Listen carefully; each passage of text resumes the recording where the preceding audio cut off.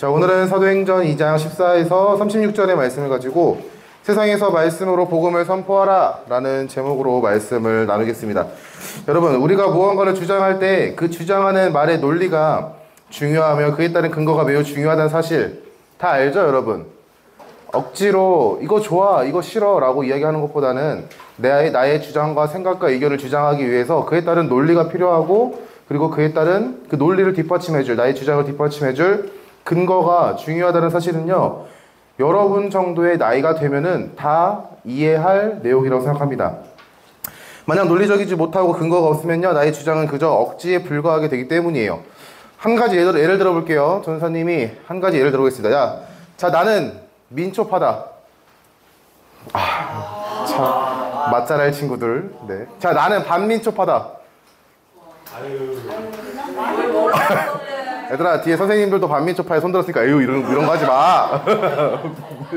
어른한테 아유를 보내고 그래. 자, 반민초파. 전사님이 반민초파에게 민트초코가 정말 맛있는 음식이라고 주장한다라고 가정을 한번 해볼게요. 자, 가장 먼저는요, 말이 논리적이어야 이렇게 논리를 한번 세우고 싶어요. 자, 여러분, 초콜릿을 먹을 때면은 입안에 텁텁함이 남는 거 여러분 이해하죠? 예수님께서 이렇게 말씀하셨어. 사탄아, 내 뒤로 물러가라고. 무조건 아니오라고 그러면 안 돼. 얘들아, 들어봐봐. 얘들아, 듣는 것도 중요한 거야. 자, 입안에 텁텁함이 남는 게 사실이에요. 텁텁함이 안 남는 초콜릿도 있지만 텁텁함이 남는 카카오의 함량이 높은, 됐니? 카카오의 함량이 높은 초콜릿은요, 입안에 텁텁함이 남아요. 그래서 초콜릿을 먹으면은 입안에 초콜릿으로 인해서 텁텁한 느낌이 있어요. 그렇기 때문에 민트는요, 그 텁텁함을 제거해 줄 수 있는 상쾌함을 가진 재료입니다. 인정? 치약만 나고 자, 치약맛 난다 누가 했죠? 자, 손 들어보세요. 치약맛 하나, 둘, 셋. 원래 치약이 민트 들어가는. 네, 좋습니다. 자, 전우사님이 너희들의 그 이상한 논리를 전우사님 깨부셔줄게. 봐봐요. 자, 민트 초코는요, 초콜릿의 단점을 보완하고 더 맛있게 먹을 수 있도록 나온 제품입니다. 달달함과 그 안에 텁텁함을 없애주는 상쾌함의 조화를 이루는 것이 바로 민트 초코인 것이죠. 야, 이렇게 논란이 될 줄은 몰랐다. 야, 미안하다. 자, 떡볶이 갖고 올 걸 그랬다. 괜히 민트 초코 갖고 와가지고. 자, 여러분. 자, 이게 중요한 게 아니야. 너희들을 민초파로 만들려는 게 노력이 아니야. 지금 내가 설교를 하기 위해서 갖고 온 예시뿐이야. 그렇게 반발할 필요 없어요. 자, 반민초 친구들에게는요, 초콜릿이 텁텁하다라는 사실을 알 거예요. 카카오 86%짜리를 그냥 우걱우걱 씹어 먹진 않잖아요. 그 텁텁함이 입안에 남는 가운데 그 텁텁함을 풀어줄 수 있는 재료가 뭐였냐? 민트 초코라는 전도사님은 논리를 세웠습니다. 논리적인가요? 네, 고마워요, 민초파들. 아니요? 네. 자, 무작정 부정하지는 않길 바랍니다. 논리가 더해졌다면요, 이제 근거를 제시할 줄 알아야 돼요. 그 근거, 전사님의 주장에 대한 근거를 이렇게 제시해봤습니다. 자, 텁텁함을 없애기 위해서 우리가 해야 하는 방법 중 하나가 있어요. 그게 뭐냐? 바로 양치질이에요. 양치질. 자, 아까 누가 그랬죠? 민트초코를 먹으면은 페리오를 입안에 넣고 우걱우걱 씹는 것 같다라고. 자, 양치질을 하는 가운데 우리 입안에 머문 텁텁함을 없앱니다. 그런데 우리가 사용하는 치약에는요, 그 상쾌한 향을 담당하기 위해서 가장 많이 사용되는 재료가 뭐냐? 바로 민트예요. 자, 다음 페이지 넘어주시겠습니까? 자, 이렇게나 민트가 들어간 제품들이 많아요. 자, 여기서 나는 이것 중에 하나 쓴다. 자, 안 쓴 사람, 이거, 야, 한 번도 안 써본 사람 있니? 할머니 집에 많아요? 할머니 집에 가면 안 써? 자, 여러분들은 민트와 친해져 있어요. 여러분들이 민트와 친해져 있어요. 자, 이렇게 시간을 많이 잡아먹을 이유가 없는데. 자, 자, 여러분, 민트 향이 그 텁텁함을 없애주는 그 상쾌함을 담당하는 것 중에 하나예요. 그게 치약으로도 많이 사용되고 있단 말이죠. 자, 페리오 2080, 뭐 메디안 등등등 치약 보면요, 페퍼민트 향. 이거는요, 가장 기본적으로 들어가 있는 향이에요. 가장 기본적인 구성. 민트 초코는요, 환상의 조합의 음식이라고 할 수 있습니다. 자, 이에 따른 반박할 수 있는 사람, 반민초파들이요. 민트를 먹는 사람들 어릴 때 이빨 안 닦이지 않으세요? 뭔 소리야 그게? 그게 민트 좋아하는 사람들 근거 하나도 없다. 자, 근거가 부족했습니다. 이러면은 민준이의 주장은 그냥 억지가 되는 거예요. 근거가 없었기 때문에. 억지랑 근거는 자, 오케이. 자, 얘들아, 내가 너희들을 민초파에서 반민초에서 민초파로 만드는 게 설교의 목적이 아니니까. 자, 나중에 전우사님의 논리를 무너뜨리고 싶으신 분은요, 오세요. 대신에 잘 준비하고 와라. 전우사님은 진짜 잘근잘근 지절 밟아버리니까 아주 그냥 잘 준비해서 오세요. 논리를.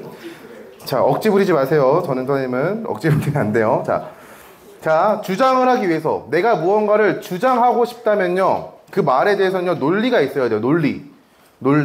논리가 없으면요 그냥 찡찡거리는 거예요. 이거 해주세요, 이거 사주세요, 이게 좋아요, 이게 싫어요. 자, 그리고 그 주장과 논리를 뒷받침해 줄 만한 충분한 근거가 필요합니다. 우리가 복음을 전할 때도 마찬가지예요. 우리가 복음을 전할 때도 충분한 논리가 필요하고요, 그리고 그에 따른 그 논리와 주장을 뒷받침해 줄 근거가 반드시 필요합니다. 논리와 근거, 주장의 싸움이 뭐예요? 가장 대표적인 게 바로 법정에서의 싸움이죠. 법정에서 싸울 때 그 사람의 죄질에 대해서 판단하고 평가하고 죄질에 대한 형량을 나타낼 때 법에 나와 있는 근거를 가지고 자신의 논리를 주장하고 그에 따라서 정확한 판결을 내리기 위해서 하는 게 바로 법정에서의 논리 싸움이에요. 그뿐만이 아니죠. 여러분, 대학 가기 위해서 논술 준비하고 있는 친구들 있죠? 파이팅! 자, 복음을 주장하는 데 있어서, 선포하는 데 있어서 전도하기 위해서는요, 우리가 분명하게 논리와 주장이 필요하다. 주장 가운데 논리가 필요하고 그 논리와 주장을 뒷받침해 주는 데는 그만한 근거가 필요하다라고 전도사님도 이야기하고 여러분도 이해할 수 있는데, 그 근거가 뭐냐? 그 근거는요, 바로 성경의 말씀, 하나님의 말씀이어야 한다는 사실을요, 우리는요, 인지해야 돼요. 자, 세상의 지식으로는요, 분명히 허점이 있어요. 여러분이 세상의 지식을 가지고 와서 예수 그리스도에 대해서, 복음에 대해서 설명을 한다라고 한번 해보세요. 분명한 허점이 생깁니다. 많은 이들은 과학이라는 관점에서 예수님의 복음을 설명해 보려고 했습니다. 하지만 과학 이론은요, 계속해서 변해요. 어떤 사람들은요, 철학을 가지고 와서 했어요. 그러나 그 철학은요, 더 좋은 철학, 더 사람들의 분위기와 시대를 따라서 철학이 변합니다. 그렇기 때문에 우리는요, 세상의 것을, 세상의 지식으로는요, 복음을 정확하게 설명할 수 없다는 사실을 알아야 합니다. 그리고 성경은요, 예수님에 대한, 예수님이 누구인지, 예수님은 어떠한 분인지, 예수님이 무엇을 하시는 분인지에 대해서 분명하게 계속해서 끊임없이 이야기하고 있어요. 그렇기 때문에 우리는요, 주장, 복음을 전하기 위해서 하나님의 말씀을 가지고 논리와 근거로 제시해야 합니다. 오늘 말씀 보면요, 베드로가 현재 성령이 임한 사실을 오해하는 사람들을 향하여 이것이 어떠한 일인지에 대해서 이야기를 해줬습니다. 자, 여러분, 지난 말씀에 보면은 다 성령이 받았어요. 성령을 받았고 그들이 방언을 했습니다. 어떤 이들은 그 방언에 대한 메시지를 깨닫고 하나님이 참 놀라우신 분이구나, 하나님의 놀라우신 일을 찬양하는 그들의 말을 듣고 놀랍게 여겼습니다 라고 성경은 이야기해요. 그러나 어떤 이들은 그 복음의 메시지를 듣지 못하니까, 방언이 어떤 말을 하는지 모르니까 그저 술에 취하였다라고 조롱했습니다. 그 술에 취하였다라고 조롱하는 사람들을 향하여 베드로가 오늘 이렇게 얘기하는 거예요. 120명의 사람들이 함께 모여서 방언을 하는데 그들을 향하여 조롱했던 그들을 향하여 베드로가 이렇게 이야기합니다. 베드로가 11사도와 함께 서서 소리를 높여 이르되 유대인들과 예루살렘에 사는 모든 사람들아, 이 일을 너희로 알게 할 것이니 내 말에 귀를 기울이라. 때가 제3시니 너희 생각과 같이 이 사람들이 취한 것이 아니니라 라고 이야기합니다. 그들이 오해하는 상황 가운데 지금 현재 일어난 일이 하나님께서 구약의 선지자를 통하여 약속하신 말씀이 성취되었다라고 이야기합니다. 그 선포는 요엘 선지자의 말씀, 그 말씀을 근거로 하는 선포였어요. 사도행전 2장 16절에서 21절 말씀입니다. 이는 곧 선지자 요엘을 통하여 말씀하신 것이니 일러스되 하나님이 말씀하시기를 말세에 내가 내 영을 모든 육체에 부어주리니 너희의 자녀들은 예언할 것이요 너희의 젊은이들은 환상을 보고 너희의 늙은이들은 꿈을 꾸리라. 그때에 내가 내 영을 내 남종과 여종들에게 부어주리니 그들이 예언할 것이요 또 내가 위로 하늘에서는 기사를 아래로 땅에서는 징조를 베풀리니 곧 피와 불과 연기로다. 주의 크고 영화로운 날이 이르기 전에 해가 변하여 어두워지고 달이 변하여 피가 되리라. 누구든지 주의 이름을 부르는 자는 구원을 받으리라 하였느니라. 자, 지금 수많은 사람들이 방언을 막 이야기하는 거, 방언을 통해서 하나님께서 어떠한 놀라우신 일들을 했습니다라고 이야기를 막 하는데 그것을 듣지 못하는 사람들, 그 방언을 이해하지 못하는 사람들이 저들을 향하여 야, 쟤네들 아침부터 술 퍼마시고 지금 이상한 소리 하고 있네 라고 조롱하는 거예요. 그 모습을 보면서 베드로가 이렇게 하는 겁니다. 야, 지금 너희들이 보는 이 상황, 저들이 방언으로서 이야기하는 거, 이거는 말이야, 요엘서 2장 28절 32절의 말씀에서 분명하게 하나님께서 예언하신 것, 그것이 지금 성취되고 있는 거야. 너희가 지금 오해하고 조롱하는 이 소리, 방언의 말은 요엘 선지자를 통해서 우리에게 말씀하신 말세에 하나님의 영이 모든 육체 가운데 부어지는 그 사건, 하나님의 성령의 일하심을 지금 나타내고 증거하고 있는 거야. 그게 지금 이루어진 거야 라고 계속 이야기하는 거예요. 자녀들은 예언을 하고 젊은이들은 환상을 보고 늙은이들은 꿈을 꾸며 남정과 여종들은 예언을 한다라고 그 말씀이 지금 성취되었어 라고 베드로가 주장을 하는 것이죠. 이 말씀을 통해서 현재 일어난 사건은 하나님의 놀라우신 일하심을 강조하고요. 이스라엘을 향하여 이 일하심은 단순하게 하나님의 일하심이 아니라 예수님의 약속의 말씀의 성취가 되었습니다 라고 주장을 하는 것이죠. 그들을요 설득하는 거예요. 그들이 잘못 오해하고 생각하고 있다는 것들을 그들에게 정확하게 지적해주고 있어요. 그러면서 베드로가 이렇게 얘기합니다. 사도행전 2장 22, 24절 말씀이에요. 이스라엘 사람들아, 이 말을 들으라. 너희도 아는 바와 같이 하나님께서 나사렛 예수로 큰 권능과 기사와 표적을 너희 가운데서 베푸사 너희 앞에서 그를 증언하였느니라. 그가 하나님께서 정하신 뜻과 미리 아시는 대로 내준 바 되었거늘 너희가 법 없는 자들의 손을 빌려 못 박아 죽였으나 하나님께서 그를 사망의 고통에서 풀어 살리셨으니 이는 그가 사망에 매여 있을 수 없었음이라. 예수님께서 살아계신 가운데 하셨던 일과 예수님께서 겪으셨어야만 했던 그 십자가의 사건, 그리고 그 죽음을 이기시고 수많은 사람들이 믿지 않으나 수많은 사람들의 입으로 증거되고 분명하게 전해지고 있는 그 부활의 사건에 대해서 베드로는요 언급을 하고 있어요. 그리고 그 모든 사건이 예수님께서 홀로 이루어진 게 아니라 그것은 너희가 믿는 이스라엘, 너희가 믿는 유일신 하나님, 성부 하나님의 놀라우신 계획과 더불어 일하심이고 그리고 지금도 진행 중인 하나님의 놀라우신 역사하심이야 라고 계속해서 증거하고 있어요. 그러면서 이 말씀을 선포합니다. 시편 16편 8절에서 11절 말씀을 인용한 말씀인데요. 사도행전 2장 25에서 28절의 말씀입니다. 전사님이 시편 16편 8절에서 11절 말씀 읽어줄게요. 내가 여호와를 항상 내 앞에 모심이여 그가 나의 오른쪽에 계심으로 내가 흔들리지 아니하리로다. 이러므로 나의 마음이 기쁘고 나의 영도 즐거워하며 내 육체도 안전히 살리니 이는 주께서 내 영혼을 소홀에 버리지 아니하시며 주의 거룩한 자를 멸망시키지 아니실 것임이니이다. 주께서 생명의 길을 내게 보이시리니 주의 앞에는 충만한 기쁨이 있고 주의 오른쪽에는 영원한 즐거움이 있나이다. 다윗이 한 말이에요. 다윗의 고백입니다. 베드로가 인용한 시편 16편에서 8절부터 11절의 말씀은요 다윗의 고백인데, 다윗이 고백하는 그 주 하나님께서 자신의 생명의 길이 되십니다 라고 고백을 합니다. 그런데 베드로는요 다윗을 가리켜가지고 그 주, 다윗이 가리키는 그 주를요 베드로는요 예수님을 가리켜서 이야기하고 있어요. 여러분 시편 16편 말씀과 오늘 사도행전 2장 25절에서 29절의 말씀을요 옆에 이렇게 대놓고 보면요 베드로가 말하는 것과 다윗이 말하는 게 조금 달라요. 가리키는 대상이 조금 달라요. 근데 그 가리키는 대상이 좀 다른데 베드로가 주장하고 싶은 것은 너희가 못 박아 죽인 예수, 너희가 부정하는 예수, 너희가 외면하고 너희가 죽이기 위해서 작정하고 그리고 결국에는 십자가에 못 박아 죽여버린 그 예수님이 누구냐? 바로 다윗이 고백한 하나님이야 라고 이야기하는 거예요. 다윗이 고백한 주라고 칭해진 하나님이야 라고 베드로는요 이야기를 하고 있어요. 예수님에 대해서 선포할 때 그 생명의 길이 되시는 분이 바로 예수님이라고 그 사실을 선포하고 있고요.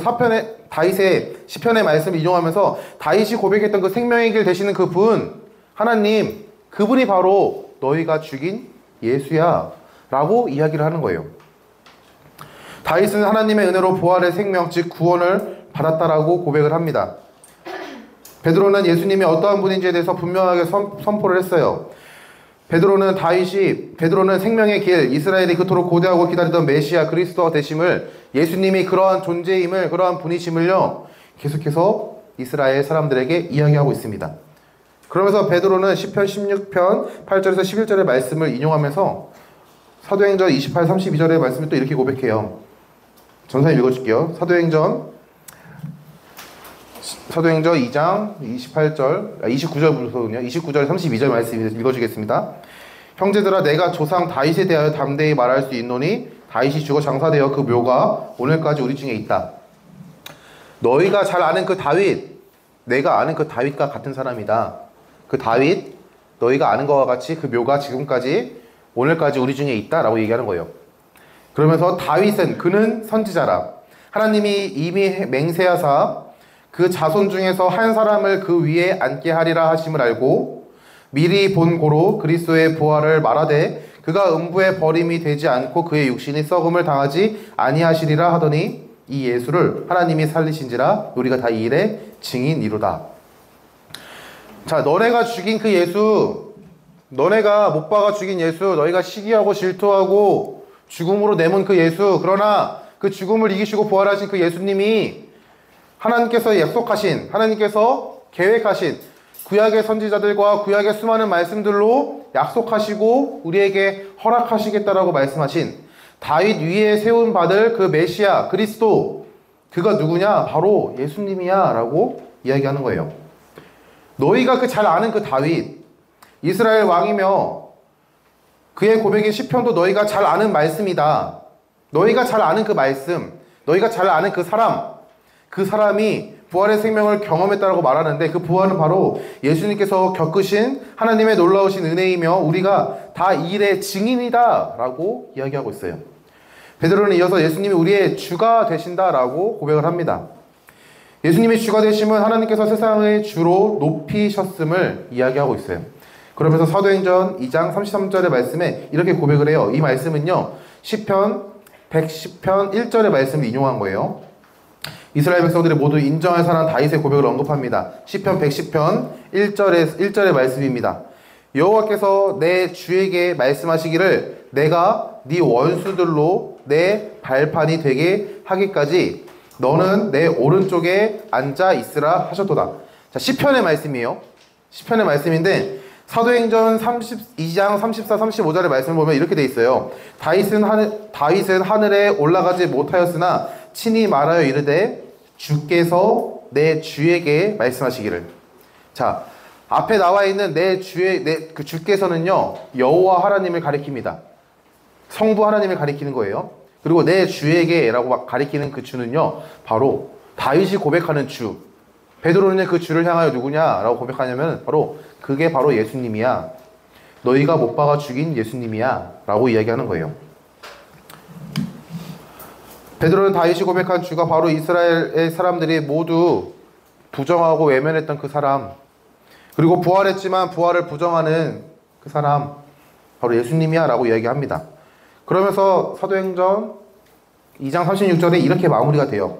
그런즉 이스라엘 온 집은 확실히 알지니 너희가 잘 아는 그 다윗, 너희가 잘 아는 그 다윗의 시편의 말씀, 그 말씀이 계속해서 증언하고 증거함을 너희가 확실히 알지니 너희가 십자가에 못 박은 이 예수를 하나님이 주와 그리스도가 되게 하셨느니라 하니라.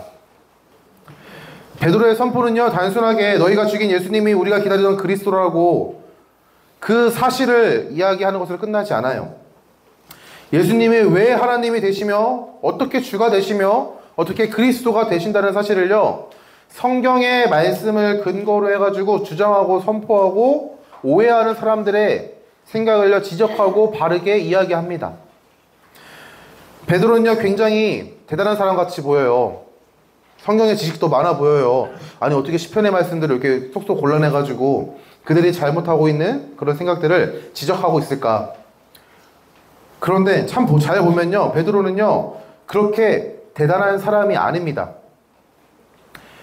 여러분, 예수님을 유일하게 예수님의 면전 앞에서 부정했던 사람, 예수님을 유일하게 면전 앞에서 예수님 나 저 사람 몰라요 그러면서 그 사람을 예수님을 저주하면서 도망쳤던 사람이 성경에 유일하게 나오는 게 누구냐? 베드로예요. 베드로. 베드로가 참 대단해 보이는 사람 같지만 참 연약한 사람이었습니다. 바다를 걸었던 그 베드로, 그리고 베드로가 하나님의 예수님께서 허락하신 그 말씀 가지고 수많은 사람들, 귀신들을 쫓아냈어요. 그런데 정작 정말 자신의 목숨의 위협이 다가오는 그 순간에 예수님을 부인했습니다. 나 저 사람 모르는데요? 근데 그 지적한 사람이 누구였냐면요, 잘 보세요. 복음서를 한 여종이라 그래요. 한 여종.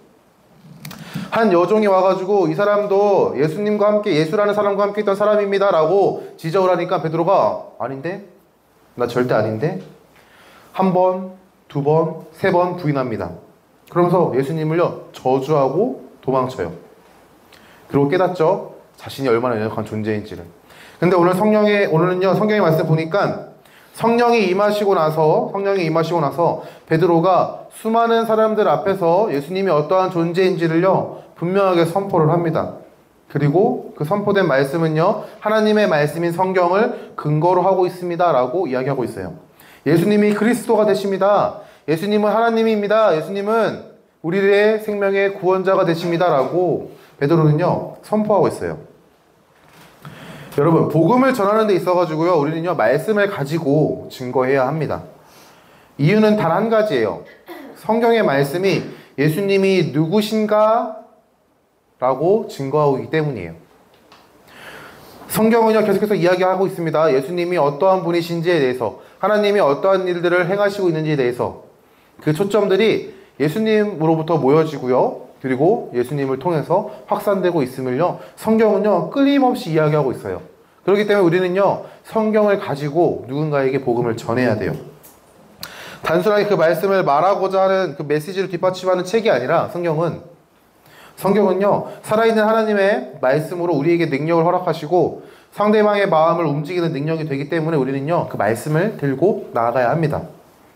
그 말씀을 통해서 하나님은 전하는 자에게는요 믿음과 담대함을, 듣는 자에게는요 들을 귀와 믿음을 허락하시는 것이죠. 그러하게 우리는요 말씀을 읽어야 돼요. 여러분, 말씀을 읽으라고 하는 그 이유 중에, 수많은 이유 중에 하나가 뭐냐면요, 여러분들이 누군가에게 복음을 전할 때 그 복음이 참된 복음이 되게 하기 위해서 말씀을 읽으라고 하는 것도 있어요. 전도사님이 앞서 말했죠. 민초파 친구들이 반민초파 친구들에게 민트초코를 권유합니다. 하지만 아무리 이야기를 해도요 싫은 건 싫은 거예요. 그렇지만 한번 먹어보라고 이야기할 수 있죠. 근데 우리가 야 무조건 맛있어, 그 맛은요 개인의 취향이에요. 그렇기 때문에 그것은 주장에 대한 충분한 논리가 되지 못합니다. 그렇기 때문에 전도사님이 초콜릿에 대한 특성도 이야기했고요. 그리고 그 특성을 없애기 위한 방법 중 하나가 뭐냐? 양치질이다 하고 하면서 치약의 성분에 들어간 게 뭐냐? 페퍼민트입니다 라고 이야기를 했어요. 민준이 끝까지 나를 보면서 민트초코, 악마의 음식을, 악마의 음식? 고들냄지도 악마의 음식이라고 했던데 왜 악마의 음식을? 너 고들냄지가 반민초파의 고들냄지도 세계적인 요리사. 세계적인 요리사, 예. 맛 모랄. 자, 그래요. 저렇게 이해할 수 있어요. 그러니까 우리의 주장은요 설득을 위한 거지 그 사람들을 억지로 바꾸기 위함이 아닙니다. 하지만 그 설득에 있어서는요, 그 주장에 있어서는요 분명하게 논리가 들어가야 되고요, 그리고 그에 따른 근거가 충분히 뒷받침되어야 한다는 사실을 여러분들도 다 알 거예요. 여러분들이 친구에게 무언가를 권면할 때, 무언가를 줄 때, 무언가를 이걸 하면 어떻겠니? 라고 이야기할 때 여러분들이 억지로 시키지 않잖아요. 억지로 시키나요? 아니죠? 건이야 민트초코 좋아하니? 누나가 민트초코 억지로 먹이니? 그치? 너 민초파 아니야? 우리 나중에 베라 한번 가자. 네.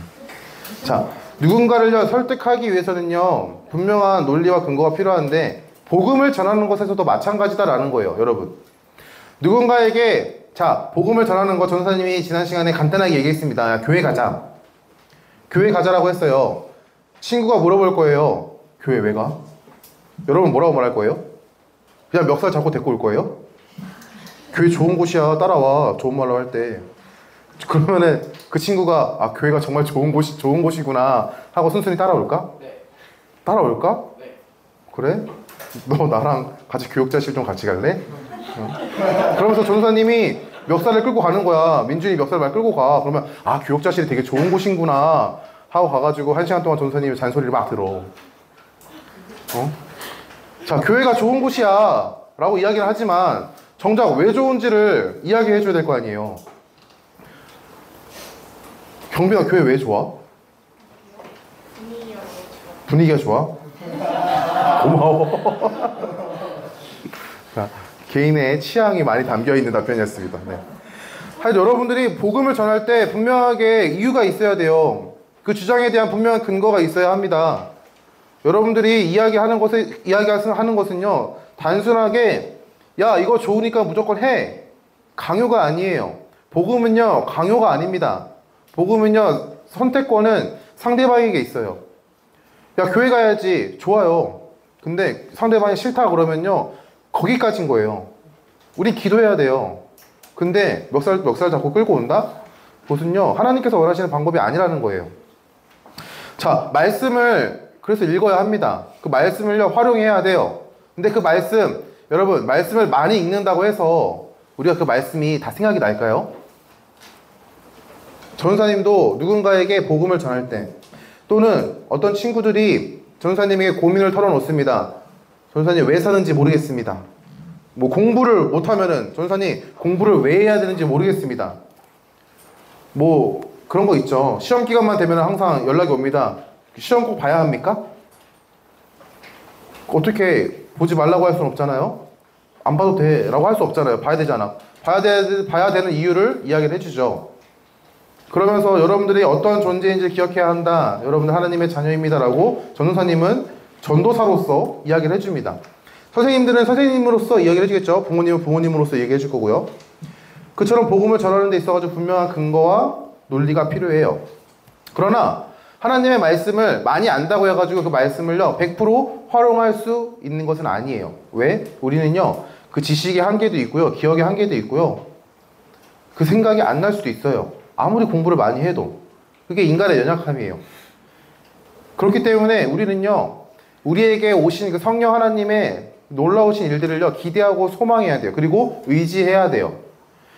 여러분, 요한복음 14장 말씀, 요한복음 14, 15, 16절의 말씀을 보면요, 예수님께서 성령님이 어떤 분이시다, 성령님이 무엇을 하실 거야, 성령님이 이렇게 너와 함께 할 거야, 그러니까 너는 이렇게 살아가 라고 끊임없이 이야기하시는데, 한번 기회가 되면 읽어봤으면 좋겠습니다. 요한복음 14장부터 16절의 말씀을. 근데 요한복음 14장 26절의 말씀에 이렇게 써 있어요. 보혜사 곧 아버지께서 내 이름으로 보내실 성령. 자, 보혜사 곧 아버지께서 내 이름, 예수의 이름으로 보내실 성령, 그가 너희에게 모든 것을 가르치고 내가 너희에게, 내가는요 예수님입니다.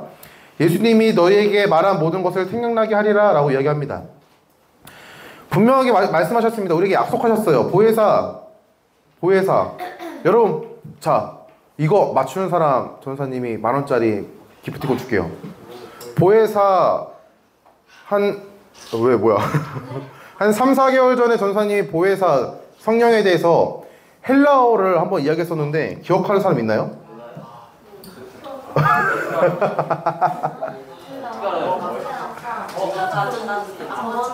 몇 글자예요? 6글자네요. 자, 첫 번째 파스타?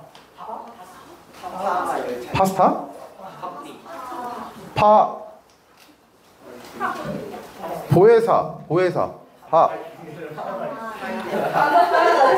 파라다이스요?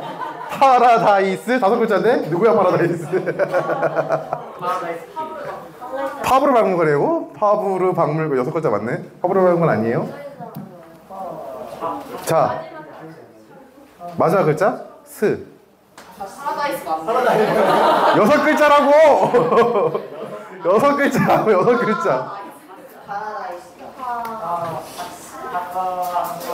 아, 10만원 걸걸 그랬다. 10만원. 자, 선생님 다시 한번 알려줄게요. 보혜사라는 뜻이 뭐냐면요, 파라클레토스예요. 기억나요, 여러분? 안 나죠? 네, 고마워요. 네. 여러분들이 그렇게 잊어버리는 것도 전도사님에게 은혜예요. 네, 시험 문제요? 아니에요. 자, 파라클레토스, 보혜사라고 했습니다. 자, 그러면은 보혜사는 어떤 뜻일까요? 자, 보혜사. 오. 땡. 자, 이렇게 말하면 안 되겠구나. 보혜사는 뭘 하시는 분일까요? 응? 보호하시는 자, 5,000원 드릴게요. 5,000원 상품. 이거는 쉬운 거니까. 손 들고. 시원이 손 든 거야? 긁은 거구나. 미안. 자, 아까 여러분들이 이야기한 게 맞아요. 자, 오늘 아까 말씀 읽었던 것에도 나와 있어요. 자, 다시 한번 읽어줄게요.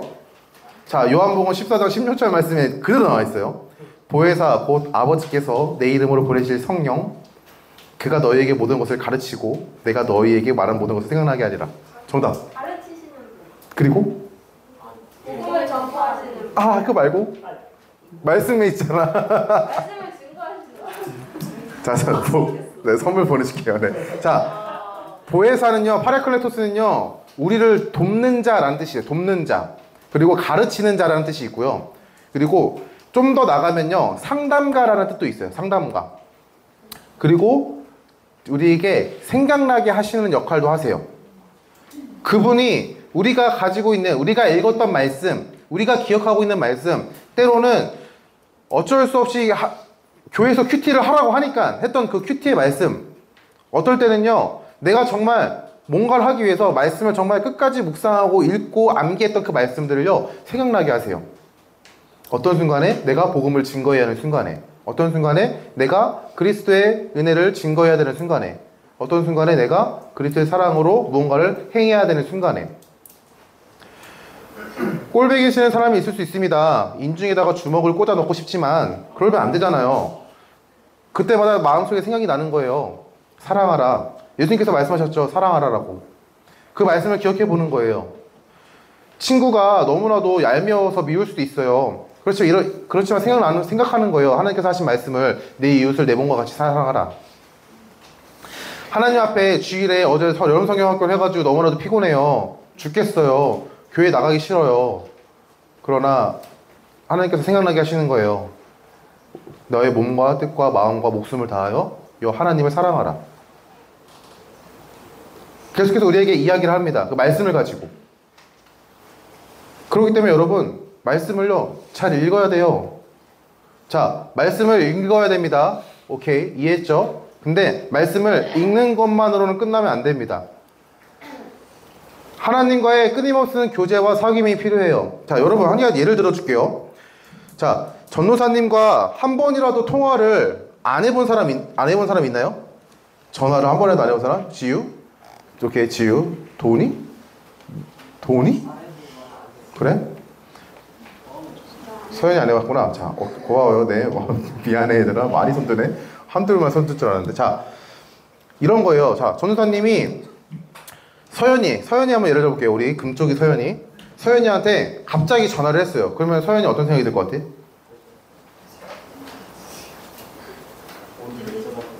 누구지? 야, 너 나랑 카톡 친구잖아. 누구지라니? 잘못 말했어요. 누구지?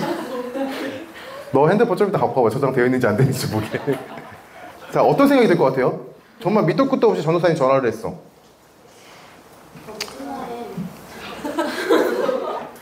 누구야? 끊어내야겠다. 저기 셋 중 하나인데 누구지? 다비 같은데? 오랜만에 와가지고. 자, 그쵸? 전사님이 다비한테 전화를 했어요. 그럼 다비가 보면서 왜 전화하지?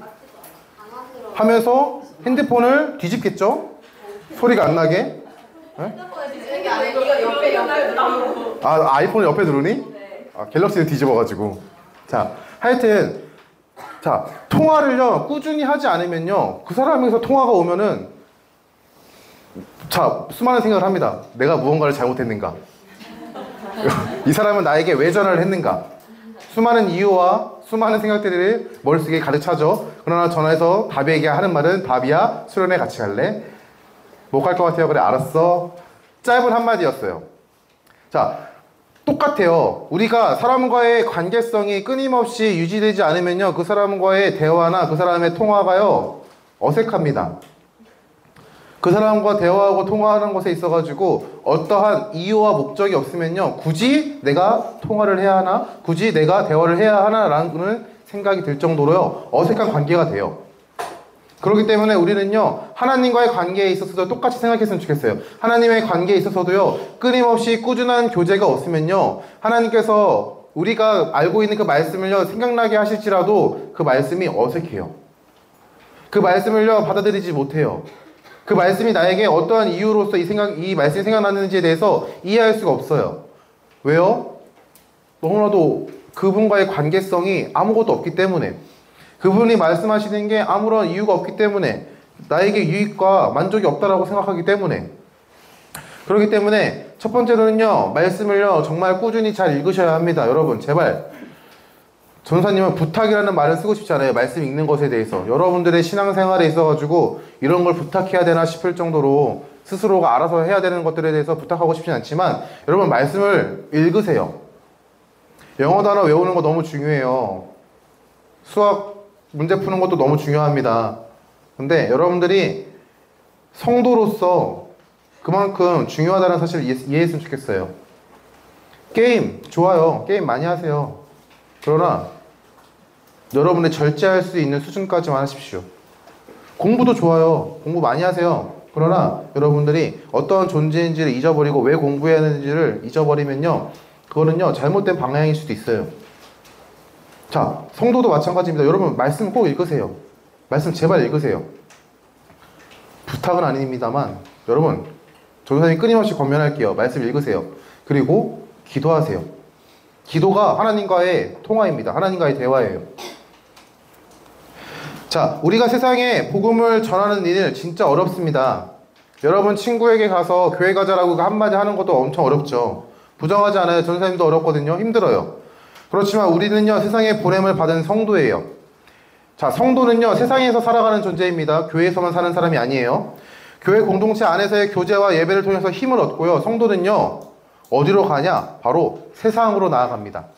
교회 안에서 성도의 모습을 갖추고 힘을 얻고 능력을 얻고 지혜와 지식을 얻고 어디로 가냐? 세상으로 가요. 여러분들이 일주일 중에 하루 그리고 2시간만 교회가 있죠. 여러분들은요 교회가 아닌 곳에서 더 많이 생활해요. 하나님께서는요 여러분들을 세상으로 보내셨어요. 그곳 가운데 여러분은 성도로 부르심 받은 그 목적에 맞는 삶을 살아가는 것입니다. 그 삶의 모습은요 혼자서 끙끙대는 것이 아닙니다. 내가 어떻게 수많은 사람들을 교회로 데리고 올까, 이런 것들을 고민하면서 살아가는 게 아니에요. 내가 어떻게 하면은 성도님께서 허락하신 일, 성령님께서 허락하신 일, 그 일들을 그냥 기쁨으로 잘 감당할 수 있을까를 고민하는 거예요. 그 모습으로 드러나는 게 뭐냐면은 전도예요. 전도. 복음을 전하는 거. 그것에 필요한 것이 뭐냐? 말씀이에요. 말씀을 들고 나아가야 됩니다. 그러나 말씀을 들고 나아갈 때 있어서 여러분들이 성령 하나님을 의지함으로 나아가야 해요. 혼자 전도해보세요. 너무 힘들 거예요. 그리고 포기할 겁니다. 자, 여러분 말씀 마칠게요. 우리가 세상의 복음을 증거하고 선포하는 것은요 말씀을 근거로, 말씀을 따라서, 말씀대로 해야 합니다. 그것은 내가 생각하는 논리와 근거로 일함을 의미하는 것이 아니라 성령 하나님의 도우심을 구하는 것이고 하나님의 일하심에 동참하는 거예요. 우리는 세상의 지식으로 이해시킬 수 있지만 그것은요 언제나 한계가 있습니다. 철학도 한계가 있고요, 과학적인 지식도 한계가 있고요, 수많은 세상의 많은 지식들은요 언젠간 한계에 부딪혀요. 하지만 성경의 말씀에는요 복음을 증거하는 것에 있어서 한계가 없음을 여러분들이 알길 바랍니다. 복음은 하나님께서 허락하신 말씀의 토대 위에서 선명하게 드러낼 수 있고 증거될 수 있습니다. 하나님의 말씀인 성경은요 선명하고 분명하게 선포되는 것에 위한 도구라는 사실을 여러분 기억했으면 좋겠어요. 그리고 말씀을 통해서 전하는 자에게는요 믿음과 담대함이 주어지고요, 듣는 자에게는요 들을 귀와 믿음이 허락된다는 사실을 잊지 않길 바랍니다. 여러분들이 그래야 왜 말씀을 봐야 하는지에 대해서 여러분들이 고민할 수 있어요. 세상에서 말씀으로 복음을 선포하고 증거하는 여러분들이 될 수 있기를 예수님 이름으로 축원합니다.